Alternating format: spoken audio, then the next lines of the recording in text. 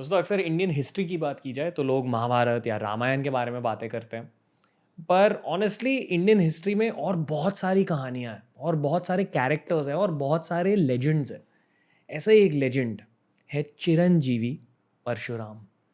कहा जाता है कि परशुराम जी विष्णु अवतार थे और इन्होंने एक ज़माने में भारत में बहुत सारे चेंजेस करवाए। कैसे करवाए, इनके आइडियोलॉजीज़, इनके सोच विचार क्या थे, ये सब जानने के लिए इस पॉडकास्ट को देखते रहिए।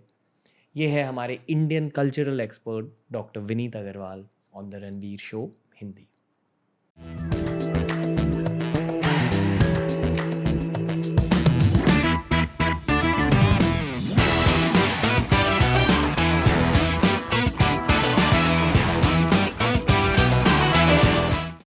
डॉक्टर विनीत अग्रवाल सर, आपको ये स्टोरी पता है पर शायद लिसनर्स को नहीं पता कि कुछ एक महीने पहले मैं एकदम फ्रस्ट्रेट हो चुका था क्योंकि मुझे अपना अगला पॉडकास्टिंग फेज़ प्लान करना था। Next season off podcast plan करने थे और मुझे गेस्ट नहीं मिल रहे थे। तो मैं एकदम फ्रस्ट्रेशन में बैठ के ऐसे कर रहा था कि यार कहाँ से मिलेंगे अच्छे गेस्ट, क्योंकि that is the biggest challenge with podcast.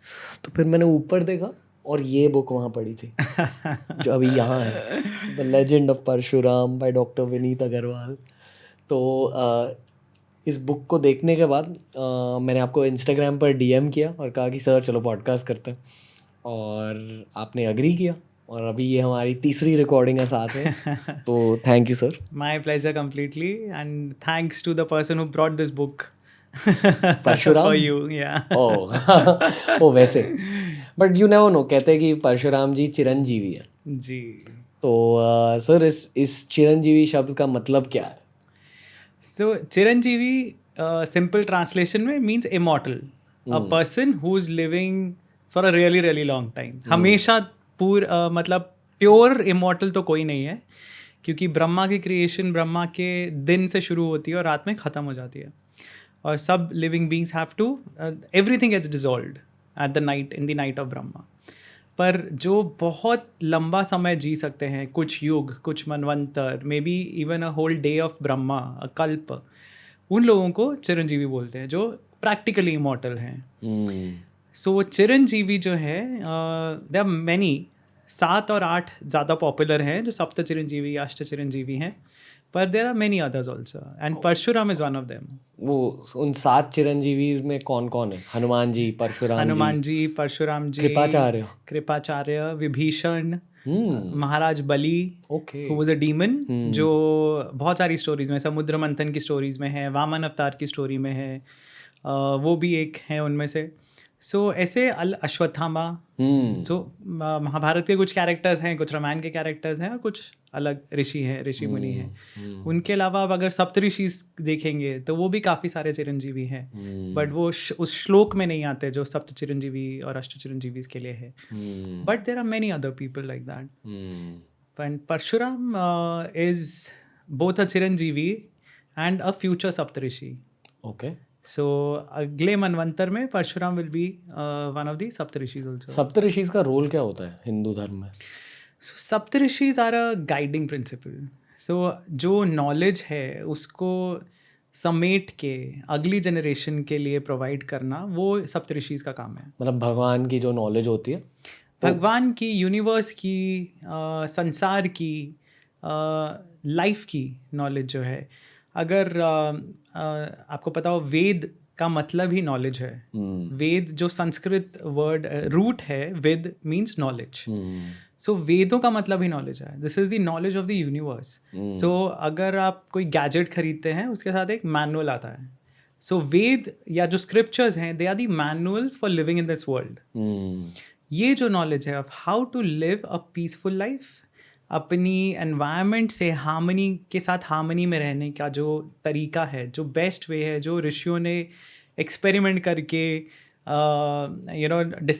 Discover किया है कि ये बेस्ट तरीका है। वसुधैव कुटुंबकम, the whole world is my family.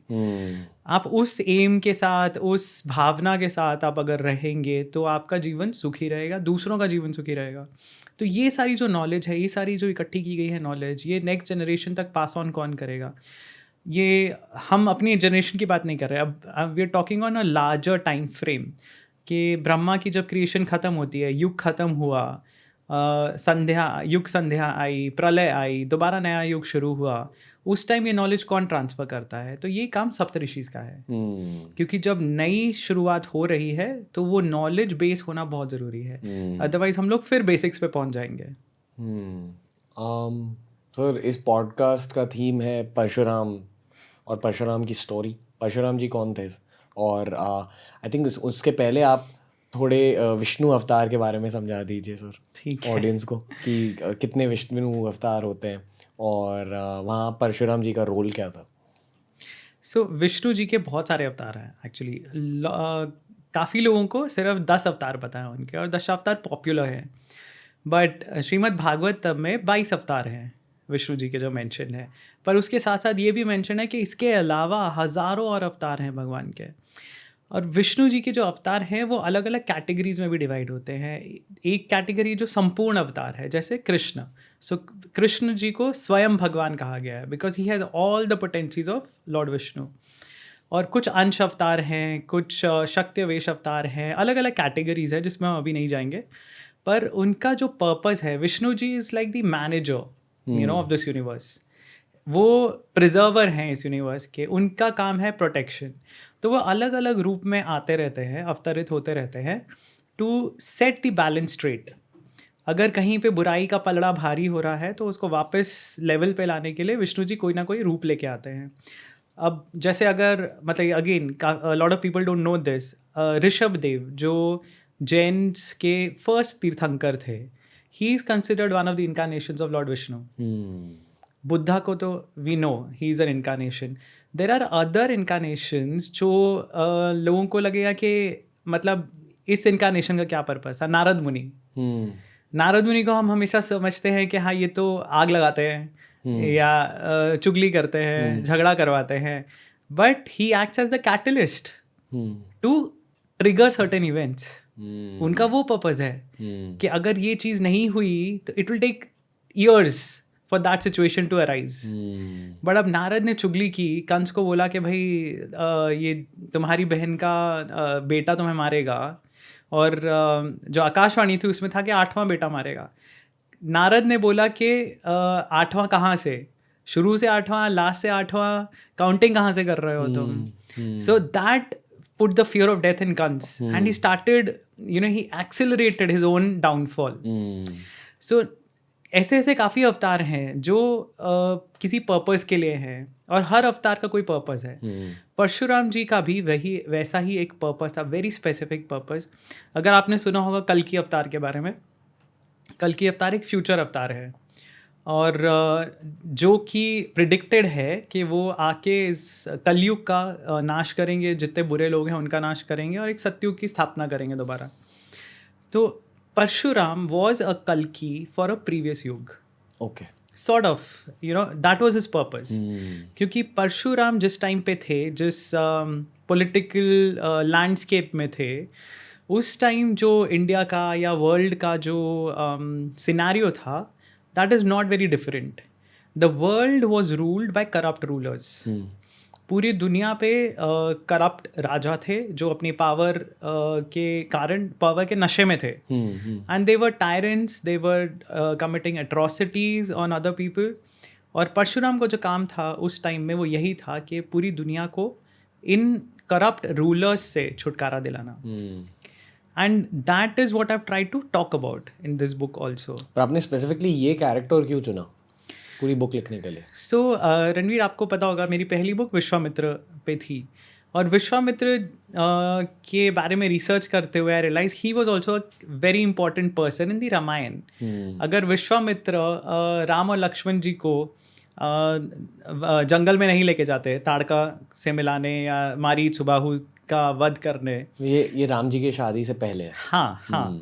तो विश्वामित्र वॉज द पर्सन जिन्होंने राम और लक्ष्मण को दिखाया कि तुम्हें क्या क्या सिचुएशंस आगे हैंडल करनी पड़ सकती हैं। उनके कोच थे, मेंटर थे एक तरह से, क्योंकि कुल गुरु तो वशिष्ठ थे जिन्होंने उनको सारी नॉलेज दी, पर ये दुनियादारी की नॉलेज कि आप पैलेस में रह रहे हैं तो आपकी लाइफ अलग है, रियल सिनेरियो क्या है, आपके किंगडम में रहते हुए लोगों को क्या क्या फेस करना पड़ रहा है। तो ये जो ताड़का जैसे, मारी सुबाहु जैसे जो टेररिस्ट्स हैं, उनसे डील आपको करना पड़ेगा फ्यूचर में।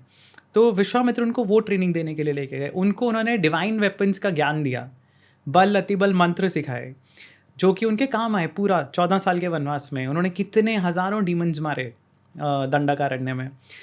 उसके अलावा विश्वामित्र थे जो राम और लक्ष्मण को मिथिला लेके गए, जहाँ सीता का स्वयंवर हो रहा था। अगर राम और सीता मिलते ही नहीं तो रामायण ही नहीं होती। सो इतना इम्पोर्टेंट उनका रोल था। And that is I picked up Vishwamitra, क्योंकि राम जी की स्टोरी सबको पता है और विश्वामित्र की नहीं पता। और विश्वामित्र की स्टोरी रिसर्च करते हुए मुझे रियलाइजेशन हुआ कि उनका जो जन्म हुआ था एक स्पेसिफिक वरदान के कारण हुआ था, और उस वरदान के 2 पार्ट थे, और दूसरा पार्ट जो था that was Parshuram. So a lot of people don't know कि विश्वामित्र और Parshuram are related. They are so Vishwamitra की बहन जो थी सत्यवती, उनका बेटा, उनका जो हस्बैंड थे रुचिक, वो रुचिक ऋषि थे। उन्होंने एक पोशन बनाया, एक मैजिकल पोशन बनाया, जो उन्होंने 2 हिस्सों में बांटा। एक उन्होंने अपनी वाइफ को दिया और एक अपनी सास को दिया हेयर के लिए, क्योंकि जो राजा थे सत्यवती के पिता, गाधी, उनके कोई संतान नहीं थी। तो बेटी की उनकी शादी हो गई ऋषि से, तो अब सिंहासन पे कौन बैठेगा। तो उन्होंने एक पोशन बना के आधा आधा बांट दिया, और ये दोनों लेडीज़ ने एक्सचेंज कर लिया अपना अपना portion for some reason. Okay, so exchange करने के कारण उन्हें ये पता नहीं था कि रुचिक ने दोनों पोर्शंस में अलग अलग क्वालिटीज़ के कैरेक्टर्स डाले हैं। तो जो उनके अपनी बीवी को जो मिलना था, अपनी पत्नी को जो मिलना था पोर्शन, उसमें गुण थे ब्राह्मण वाले, क्योंकि उस बच्चे ने जंगल में रहना था, आश्रम में रहना था, और उसको वेद पढ़ने थे, वेद पुराण पढ़ने थे। जो रानी के लिए उन्होंने बनाया था पोर्शन, उसमें क्षत्रिय के गुण थे। अब क्योंकि दोनों लेडीज़ ने एक्सचेंज कर लिया पोर्शन, वो गुण भी एक्सचेंज हो गए। तो उस एक पोर्शन से जन्म हुआ विश्वामित्र का, जो क्षत्रिय तो पैदा हुए पर उनमें ब्राह्मण वाले गुण थे, इसीलिए वो आगे चल के ब्रह्म ऋषि बने। और दूसरे पोर्शन से पैदा हुए परशुराम, जो ब्राह्मण पैदा हुए पर उनमें क्षत्रिय गुण थे, इसीलिए वो आगे जाके वॉयलेंट बने। सो वो दोनों स्टोरीज रिलेटेड थी। तो विश्वामित्र करने के बाद मुझे ये पता था कि अगली बुक मुझे ये दूसरे पात्र के बारे में ही लिखनी पड़ेगी, क्योंकि it was incomplete otherwise. Wow. और विश्वामित्र महर्षि के और कोई सिग्निफिकेंट कॉन्ट्रीब्यूशंस है हिंदुइज्म में? बहुत जैसे कि गायत्री मंत्र आपने सुना होगा। तो गायत्री मंत्र was discovered by Vishwamitra. So I think हमने इंग्लिश पॉडकास्ट में हम बात कर रहे थे, तो मैंने आपको कहा था कि जो वेद हैं, वेदों की जो ऋचाएँ हैं, ये लिखी नहीं है किसी ने। These were seen, these were एनविजन्ड।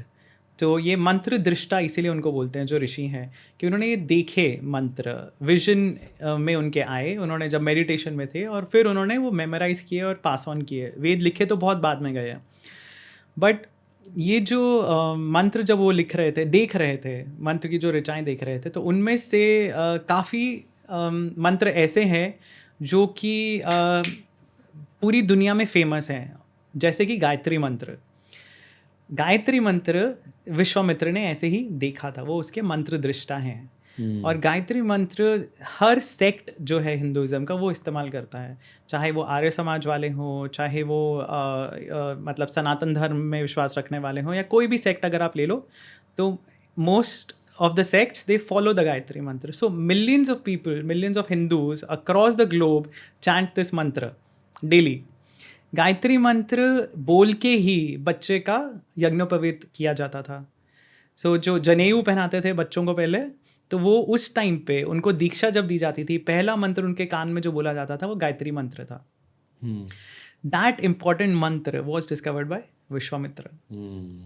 सो ऐसी बहुत सारी छोटी छोटी चीज़ें थी जो उनकी लाइफ में, जो मुझे बहुत फैसिनेटिंग लगी। और सिर्फ यही नहीं, हम इंग्लिश पॉडकास्ट में साइंस के बारे में बात कर रहे थे, तो इसमें एक साइंस फिक्शन का एलिमेंट भी है विश्वामित्र की स्टोरी में। एक स्टोरी है राजा की, त्रिशंकु की, और जो हरिश्चंद्र के पिता थे, और उनकी स्टोरी में वो त्रिशंकु को स्वर्ग तक पहुंचाने के लिए विश्वामित्र ने प्रॉमिस किया था कि मैं तुम्हें पहुंचाऊंगा, पर इंद्र को वो मंजूर नहीं था। तो इंद्र ने उनको वापस, सत्यव्रत राजा थे, उनको धक्का दे दिया वापस। तो इसीलिए वो बीच में लटक गए, आसमान और धरती के बीच में, इसीलिए उनका नाम त्रिशंकु। 3 एक्चुअली उन्होंने सिंस किए थे, इसलिए भी उनका नाम त्रिशंकु पड़ा था। तो वो जो राजा थे वो लटक गए बीच में। तो विश्वामित्र को इतना गुस्सा आया और उनके पास इतनी पावर थी, he started creating another parallel universe. उन्होंने एक अनदर क्रिएशन बनानी चालू कर दी अपनी योगिक पावर्स से। अनइमेजिनेबल कि आप पूरी एक दुनिया, मतलब एक प्लैनेट नहीं आप बना रहे हैं, आप पूरा एक अलग क्रिएशन कर रहे हैं। और ऐसी मान्यता है कि ये जो सदर्न हेमिस्फेयर है हमारा, उसमें एक कॉन्स्टेलेशन है क्रक्स, जो क्रॉस की तरह दिखाई देता है, एंड वो जो है वो विश्वामित्र की क्रिएशन है। सो आप इमेजिन कर सकते हो कि कॉन्स्टेलेशन मतलब स्टार्स, उनके अराउंड घूमने वाले प्लैनेट्स, क्या क्या चीज़ें he could create, that is the story. He could create because of his yogic powers. So he was not any insignificant man, right. उनका रोल सिर्फ उतना ही नहीं था कि राम को सीता से मिला दिया और उनको वेपन्स दे दिए। उसके पहले he had achieved a lot of things. ये सब उनके अचीवमेंट्स थे पहले के। And then again he appears as a guide, at least in my book I have used him as a guide for Parshuram also. क्योंकि परशुराम की जो story है वो विश्वामित्र से थोड़ी अलग है। विश्वामित्र ने खुद कंट्रोल लिया अपनी डेस्टिनी का, और उन्होंने बोला कि मैं राजा हूँ बट मैं ब्रह्म ऋषि बनना चाहता हूँ और मैं ये करूँगा, चाहे सोसाइटी ने उन्हें कितना रोका। तुम्हारी रिस्पॉन्सिबिलिटीज़ हैं, तुम्हारे बच्चे हैं, पत्नियाँ हैं, राज्य है, वो सब कौन संभालेगा। उन्होंने डिसाइड किया कि मुझे ब्रह्म ऋषि बनना है, मुझे वशिष्ठ से ज़्यादा पावरफुल ब्रह्म ऋषि बनना है। तो वो ज़िद में आके उन्होंने अपनी डेस्टिनी चेंज की। परशुराम के लिए सर्कमस्टांसेस वर मोर इम्पोर्टेंट। तो इसीलिए अगर आपने मेरी बुक पढ़नी शुरू की तो उसमें आपको रियलाइज़ होगा कि शुरू में परशुराम का कहीं नाम भी नहीं है। Parshuram actually comes in the middle of the book, क्योंकि उससे पहले की जो चीज़ें हो रही थी, जो पॉलिटिकल सिनेरियो था इंडिया का, जो डिफरेंट ट्राइब्स थे who were fighting for supremacy, there were other kings, there was Ravana who was already there existing at the time of Parshuram. और उस टाइम पे एक राजा थे कार्तवीर्य अर्जुन, जिनका नाम किसी ने सुना नहीं है। सहस्त्र अर्जुन सेम है, सेम। सो सहस्त्र बाहु अर्जुन और Kartavirya Arjun is the same person. He is suppose to have had 1000 hands. उनको वो वरदान मिला था दत्तात्रेय से, और उनको माना जाता है कि वो पूरी दुनिया के राजा थे। सो उनका जो कैपिटल था that was in Mahishmati. So Baahubali जिन्होंने देखी होगी उन्होंने महिष्मति नाम याद होगा। That was a fictional city but there was an actual Mahishmati, जो अभी एमपी में महेश्वर है सिटी। सो महिष्मति से उनकी कैपिटल थी, और वहाँ से उन्होंने अपना राज्य बढ़ाना शुरू किया, और वो पूरी दुनिया के राजा बने, पूरी दुनिया के। तो जो भी सिविलाइज्ड वर्ल्ड था उस टाइम, उसके वो राजा थे। आपके अकॉर्डिंग क्या था सिविलाइज्ड वर्ल्ड उस टाइम? देखिए, अगर आप पॉपुलेशन के हिसाब से जाएंगे तो population statistics is one way to check कि सिविलाइजेशन कहाँ थी। अगर आप हिस्टोरिकल पॉपुलेशंस में जाएंगे, जो एस्टिमेट्स हैं, तो till about the I think the 15th century or something, a majority of the population was located in India and China. Even till that time. So these two countries, मतलब इनका total मिला के was about 60 to 70% of the world population. So for any kingdom or any king, conquering a region of this big size would have meant, conquering the world. क्योंकि majority of population is under you. बाकी जो हैं वो probably they're scattered around multiple countries, non-accessible any which ways and non-civilized. So जो इनका जो राज्य होगा, definitely it was extending beyond the boundaries of India, probably Asia and the Middle East. So और मैं जब गया था, मैं actually primary research के लिए I went to the place Maheshwar, and there's another place which is the birthplace of Parshuram, which I'll talk about later. So वो दोनों जगह पे जाके मैं एक्चुअली देख के आया क्या सिचुएशन थी, क्या था वहाँ। जो प्रीस्ट्स हैं उनसे बात की, और जो प्रीस्ट थे महेश्वर में, उन्होंने मेरे को वो जगह दिखाई जहाँ पे फाइनल लड़ाई हुई कार्तवीर्य अर्जुन और परशुराम की। There is a very small temple, it's called Rajrajeshwar temple, और वहाँ पे वो मानते हैं कि ये शिव जी में विलीन हो गए Kartavirya Arjun, because he did a lot of good work before turning corrupt. So अगर आप कंपेयर करें किसी और विलन से, जैसे रावण है, तो Ravana was out and out villain. शुरू से ही उसने हरकतें ऐसी की कि मतलब उसको मारना ज़रूरी हो गया. कार्तवीर्य अर्जुन ने बहुत अच्छी अच्छी चीज़ें की शुरू में, बट बाद में जाके वो करप्ट हो गए. वो शायद परशुराम स्टोरी के मेन विलन है. हाँ, तो वो परशुराम स्टोरी के मेन विलन है, और इसीलिए मेरी बुक का पहला half is more concentrated on Kartavirya Arjun and then Parshuram, because the situation that got created कि Kartavirya Arjun was ruling over the globe, and when he turn corrupt the same thing percolates down.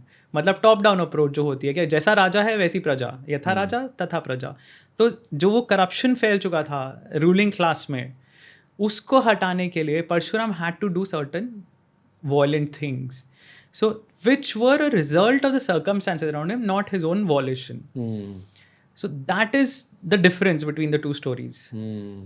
तो अगर आपको परशुराम की कहानी सुनानी है तो आप कहाँ से स्टार्ट करोगे? मतलब मैं ये समझ गया कि उनके बर्थ से पहले इस कहानी की शुरुआत होती है कि पॉलिटिकल सुना रहे हो, तब करप्ट होने लगा था, बहुत ज़्यादा ईविल फैल चुका था सोसाइटी में, बुराई फैल चुकी थी सोसाइटी में. पर उनके बर्थ के बाद क्या होने लगा? उन्हें खुद पता था कि वो विष्णु अवतार थे? नहीं, actually Parshuram is considered one of the shaktivesh avatars. So उनको माना जाता है कि शक्तिवेश अवतार वो होते हैं विष्णु जी के जो भगवान विष्णु अपनी स्पेशल पावर्स किसी इंसान को देते हैं फॉर अ स्पेसिफिक पर्पस. तो उनको शक्तिवेश अवतार माना जाता है. तो उनको नहीं रियलाइजेशन था ये. बट और कभी भी आप देखेंगे परशुराम की किसी भी स्टोरी में वो ऐसा भी नहीं हुआ जैसे कि वो विराट रूप में आए या उन्होंने किसी को ज्ञान दिया जैसे कृष्ण जी ने दिया, या राम जी के साथ उनका एक्चुअली एनकाउंटर भी होता है परशुराम का स्वयंवर के बाद. जो मिथिला में स्वयंवर है, जब वो धनुष तोड़ देते हैं, तो जब बारात वापस अयोध्या जा रही है तब वहाँ पे परशुराम आ जाते हैं, क्योंकि वो शिव धनुष था और शिव जी को वो अपना गुरु मानते थे. तो वो उस टाइम जब वो एनकाउंटर करते हैं राम जी को, that is the first incident जहाँ आप देखेंगे कि भगवान विष्णु के दो अवतार आमने सामने आए लड़ाई में. और वहाँ पे राम जी ने उनको अपना विष्णु रूप दिखाया, पर परशुराम नहीं दिखा पाए क्योंकि he was a different kind of avatar. And that is when Parshuram realises कि उनका जो काम था वो पूरा हो गया है. उनका जो पर्पस था लाइफ का वो ये था कि इविल क्षत्रियज या इविल रूलर्स को हटाना है, और अब राम जो कि एक क्षत्रिय हैं and he is not evil, so he is now taking over. So again the life is come full circle. आपको क्या लगता है टाइम डिफरेंस क्या हुआ रहेगा इन दोनों चीज़ों? सो स्क्रिप्चर्स के हिसाब से बहुत ज़्यादा टाइम डिफरेंस है. हम जैसे अभी हैं 28th महायुग में. अगेन थोड़ा सा मुझे बैकग्राउंड देना पड़ेगा. तो ब्रह्मा जी के एक दिन को हम कल्प बोलते हैं. हर कल्प में 14 मनवंतर होते हैं. तो जैसे हमारा दिन है, आप समझ लीजिए हमारे दिन में 12 घंटे, रात में 12 घंटे, तो हम रात तो काउंट ही नहीं कर रहे हैं. दिन के जो 12 घंटे हैं, उसी तरह आप मानिए कि ब्रह्मा जी के एक दिन में 14 मनवंतर होते हैं. हर मनवंतर के अंदर, जैसे हमारे एक घंटे में 60 मिनट हैं, हर मनवंतर के अंदर 71 महायुग होते हैं. और हर महायुग में 4 युग होते हैं, सत्य युग, त्रेता युग, द्वापर युग, कलयुग, ऐसे. तो इट्स अ कॉम्प्लिकेटेड कैलकुलेशन. तो अभी जो है हम 28th महायुग में है, 28th कलयुग में. जो परशुराम जी का जन्म हुआ था वो था 19th त्रेता युग में. राम जी का जन्म हुआ था 24th द्वापर युग में, 24th त्रेता युग में. So there is a huge gap 19th and 24th, and अब 24th से 28th. कुछ 10,000 सालों का गैप रहा होगा. बहुत ज़्यादा होगा, और भी ज़्यादा होगा, क्योंकि जो हमारी कैलकुलेशन उसके हिसाब से तो युगों का स्पैन काफ़ी लंबा है. सो जो 19th महायुग में परशुराम जी का जन्म हुआ, वो 24th महायुग तक थे रामायण के टाइम. महाभारत जो कि अभी 28th द्वापर में हुई, उसके टाइम भी थे.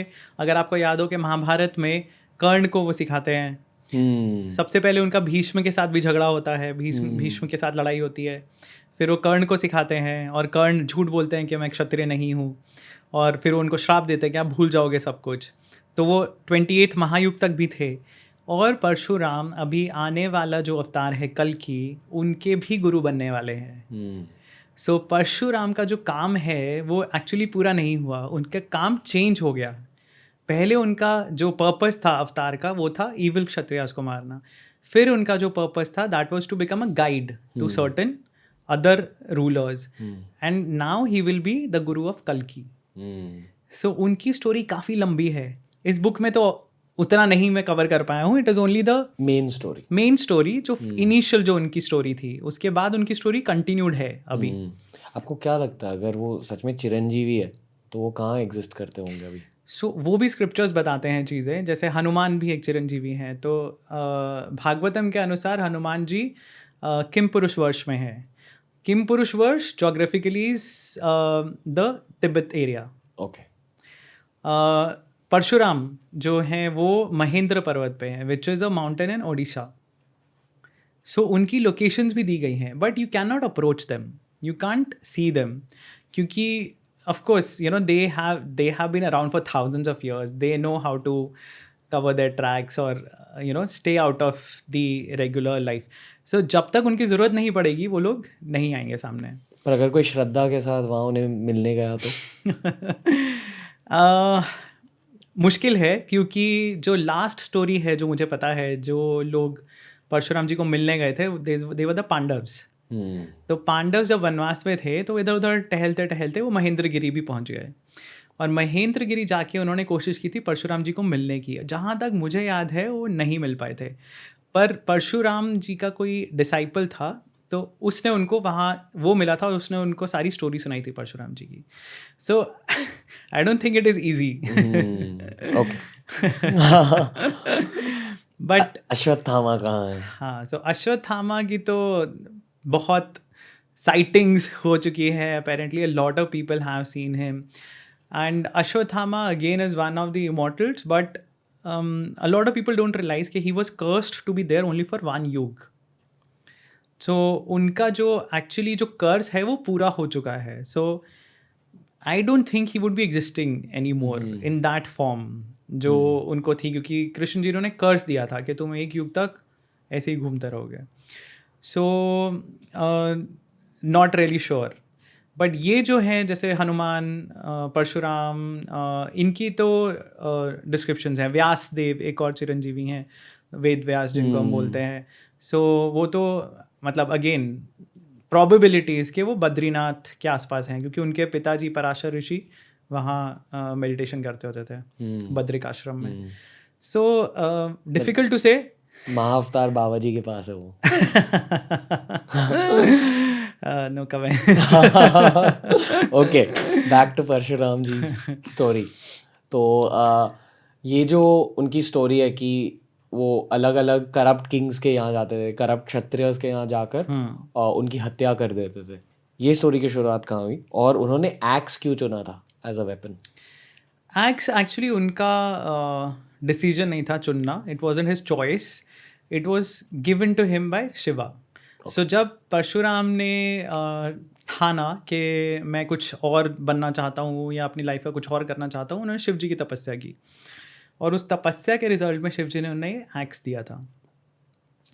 तो x became his primary weapon, and x को परशु बोलते हैं, इसीलिए उनका नाम परशुराम पड़ा। अदरवाइज उनका नाम राम था, तो परशु मिलने के बाद उनको उनका नाम परशुराम पड़ा। तो इसलिए मैंने बुक में भी हाइफन दिया है बीच में, क्योंकि उनका ओरिजिनल जो नाम था वो राम है, पर परशु के कारण ही became the axe man. So Parshuram की लाइफ में घटना घटी जिसमें उनके फादर के ऊपर अटैक किया कार्तिवीर्य अर्जुन ने, और because of that tussle Parshuram went and destroyed Kartavirya Arjun. Kartavirya Arjun के बेटों ने बदला लेने के लिए परशुराम के फादर को मार दिया। That is what triggered his violent reaction, and that is when he decided कि सिर्फ मेरे ही फैमिली अफेक्टेड नहीं है, there are thousands of others who have been affected by these tyrants, जो जिनके लिए किसी और की लाइफ का कोई वैल्यू नहीं है। जमदग्नि एक पहुँचे हुए ऋषि थे, सप्त ऋषिज में से एक है जमदग्नि, परशुराम के फादर, और अगर वो एक सप्त ऋषि को मार सकते हैं तो उनके लिए नॉर्मल लाइफ की तो कोई वैल्यू ही नहीं है। that is what triggered him to start that violent journey. और इनफैक्ट मैंने बुक में उसके बारे में ज़्यादा विवरण नहीं किया है क्योंकि वो सबको पता है कि उन्होंने 21 बार किया, बट जो शुरुआत उसकी हुई वो इस इंसिडेंट से थी, and he must have had that realisation, that is my interpretation, कि he needs to help others also. अगर हम आज के ज़माने की बात करें तो काफ़ी कंट्रीज़ हैं जिनमें डिक्टेटर्स थे, काफ़ी कंट्रीज़ में, अफ्रीका में, मिडल ईस्ट में, there were plenty of places, North Korea आप ले लीजिए, या मतलब और भी एशियन कंट्रीज़ हैं जहाँ पे डिक्टेटर्स हैं और लोगों की लाइफ की कोई वैल्यू नहीं है. अब आप देखिए तालिबान की बात कर लीजिए, तो लोग वहाँ से भाग रहे हैं. They are people of the same religion. It's not the religious minorities who are only affected. It is people of the same religion also. क्योंकि these guys are tyrants. वो उन्होंने जो डिक्टेट कर दिया वो सबको मानना पड़ेगा.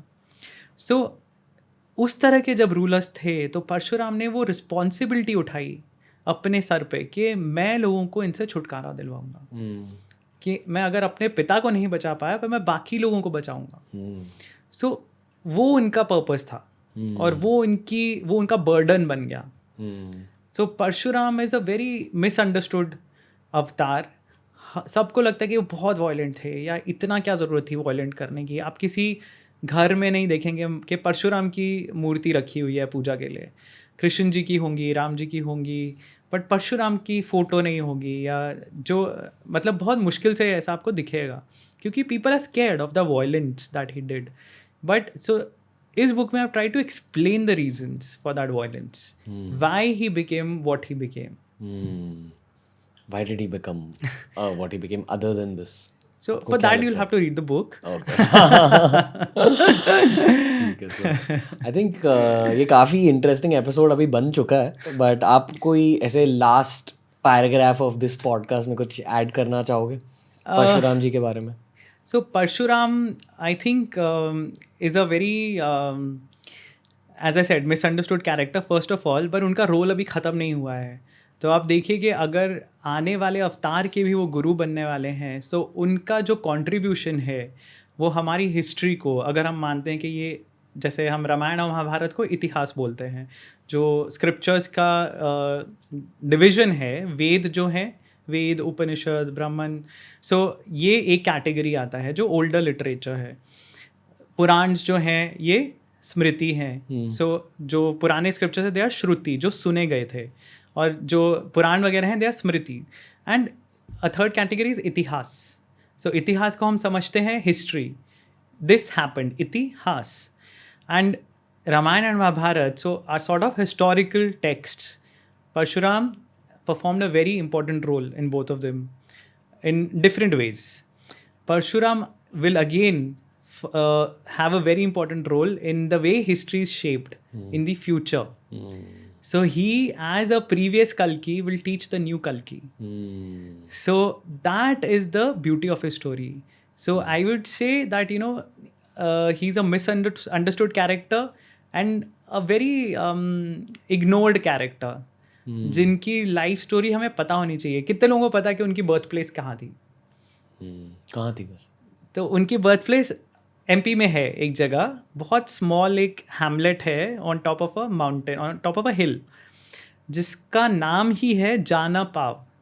जाना पाओ बेसिकली, जहाँ आप जा नहीं पाओगे, वो है उसका नाम, जाना पाव. और ये जगह मेरे को by fluke I found this place because I was looking for Maheshwar, क्योंकि मैं कार्तिवीर अर्जुन पर रिसर्च कर रहा था. और फिर ढूंढते ढूंढते और मुझे लगा कि परशुराम की बर्थ प्लेस भी आसपास कहीं होनी चाहिए. बहुत ढूंढने के बाद मुझे कहीं से पता चला, one obscure website, someone had gone trekking there, और वहाँ से मुझे पता चला कि ये वो जगह है. And I decided to go and see myself. और वहाँ गया तो वहाँ जाके पता चला वहाँ मंदिर है परशुराम जी का, वहाँ जो प्रीस्ट है उनसे मेरी बात हुई और उन्होंने बताया कि हाँ यही जगह है उनकी बर्थ प्लेस.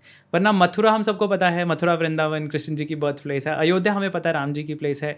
नोबडी नोज के परशुराम की बर्थ प्लेस क्या है. तो he has been a very ignored avatar. And this book was my attempt to again introduce him to people. I feel कि महाभारत और रामायण छोड़ के भी बहुत सारी एलिमेंट्स हैं हमारे कल्चर की, हमारे धर्म की, हिस्ट्री की जी. और आई होप कि इन्हीं पॉडकास्ट के थ्रू लोगों को पता चले. तो definitely doctor Agarwal sir, thank you this was a fun My episode pleasure. My pleasure. And looking forward to having you again. इस एपिसोड को एंड करने के लिए आप ऑडियंस को कुछ कहना चाहोगे? मेरा तो आई थिंक एक ही मैसेज है Ranveer, which is that read about your history, read about your culture. हमारी स्टोरीज़ में इतना कुछ है और इतने लेसन्स हैं. मतलब ज़रूरी नहीं कि हम उसको रिलीजन की तरह अप्रोच करें कि ये हमारे हिंदू धर्म का हिस्सा है. These are stories of India. These are stories that were written by Indians और एंशियंट इंडियंस. ये हमारा कल्चर, हमारी हिस्ट्री, हमारा थॉट प्रोसेस दर्शाती हैं ये स्टोरीज़. और एक्चुअल सिनेरियो क्या था, लोगों को क्या क्या चीज़ों से गुजरना पड़ा. और कोई भी सिविलाइजेशन और कल्चर जो अपने पास्ट से नहीं जुड़ी हुई, it is bound to make the same mistakes again and again, bound to repeat the mistakes.